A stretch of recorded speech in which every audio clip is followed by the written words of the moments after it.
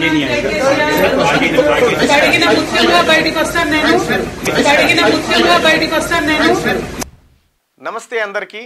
ఈ మధ్యకాలంలో మనకు చాలా వినిపిస్తున్నటువంటి ఒక పదం కడిగిన ముత్యం. అసలు కడిగిన ముత్యం అంటే ఏంటి? ఆల్చిప్పలో ఉన్నంతసేపు ఆ ముత్యం చాలా అద్భుతంగా ఉంటుంది. ఆ తర్వాత మకిలితో కూడుకొని వస్తుంది. అయితే దాంట్లోంచి బయటికి తీసిన తర్వాత ముత్యాన్ని కడిగిన తర్వాత అది తన వర్ణాన్ని వెలుతుర్ని వెదజల్లుతూ ఉంది. కడిగిన ముత్యం అంటే మెరిసిపోతూ ఉంటుంది, మెరిసిపోయేటువంటి ముత్యం.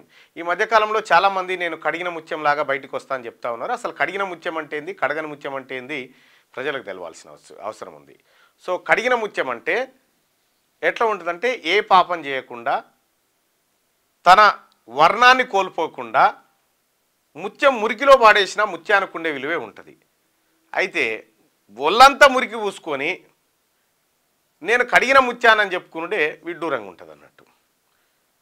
మనము అన్నమయ్య కీర్తనలోనో లేకపోతే ఎక్కడో మాట వింటాం, మూసిన ముత్యానికేలే మెరుపులు అనేటువంటి ఒక పాట ఉంటుంది.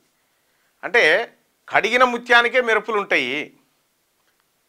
ఇప్పుడు కొంతమందిని కడగాలంటే ఈ భూమి మీద ఆ మురికిని కడిగే పాదరసం కానీ జలాలు కానీ ఇతరత్ర ఆయిల్లు కానీ లేవు. కాబట్టి మీకు చాలా పెద్ద పదం అవుతుంది కడిగిన ముత్యం అనేది. గౌరవ కల్వకుంట్ల కవిత గారు అలియాస్ దేవనపల్లి కవిత గారు.